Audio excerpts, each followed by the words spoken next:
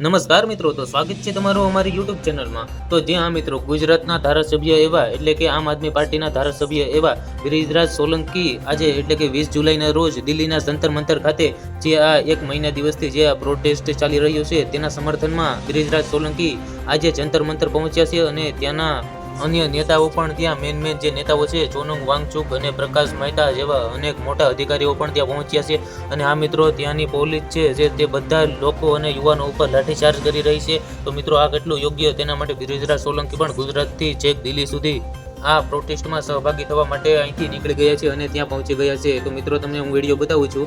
જ્યાં મિત્રો તમે તો જાણતા હશો કે જંતર મંતર જે દિલ્હીમાં આવેલું છે ત્યાં શિક્ષા મંત્રી એટલે કે ધર્મેન્દ્ર પ્રધાનને લઈને તેને હટાવવાની માંગણી કરવામાં આવી રહી છે, જેના કારણે જે નીટ પેપર લીક થયું હતું અને અન્ય કેટલાક પેપરો પણ લીક થયા હતા અને 20 યુવાનોએ તેનો જીવ જોખમમાં મૂક્યો એટલે કે તેઓ 20 જવાનો જે હતા 20 વિદ્યાર્થીઓ તેઓએ પોતાની જાન ગુમાવી હતી। તેના કારણે આ પ્રોટેસ્ટ વધુ અકળાવનારું સ્વરૂપ ધારણ કર્યું છે। તો મિત્રો તેના સમર્થનમાં ગિરિરાજ સોલંકી પણ તેના સમર્થનમાં પહોંચ્યા છે। તો મિત્રો તમે વિડીયો જુઓ અને તમારું શું કહેવું છે તે પણ તમે આ વિડીયોમાં જણાવજો અમને।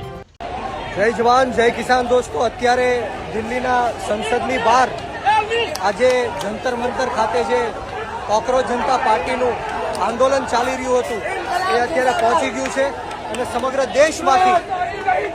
દેશમાંથી આજે લાખો યુવાનો સંસદ ખાતે પહોંચીને પોતાનો વિરોધ નોંધાવી રહ્યા છે। માત્ર આ દેશના યુવાનોની એક જ માંગ છે કે ધર્મેન્દ્ર પ્રધાન જે શિક્ષા મંત્રી છે એમનું રાજીનામું લેવામાં આવે, પરંતુ આ બેરી મૂંગી અને આંધળી સરકાર નરેન્દ્ર મોદીજી, અમિત શાહજી એમનું રાજીનામું લેતા નથી। ત્યારે આજે લાખોની સંખ્યામાં તમે જે રીતના જોઈ રહ્યા છો કે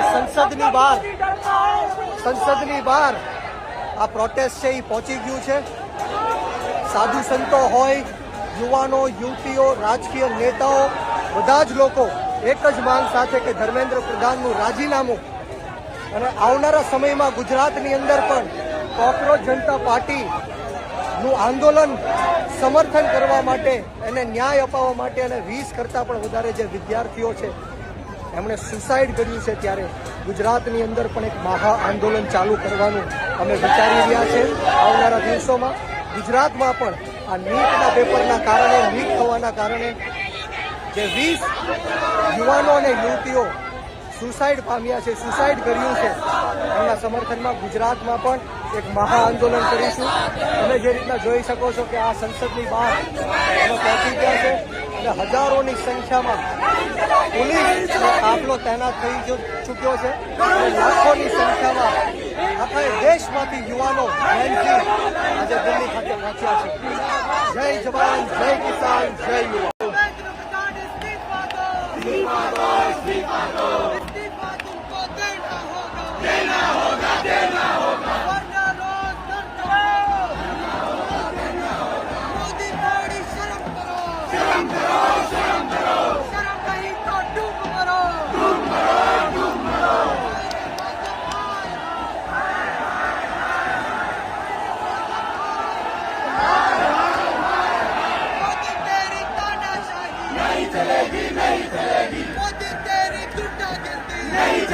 नहीं चलेगी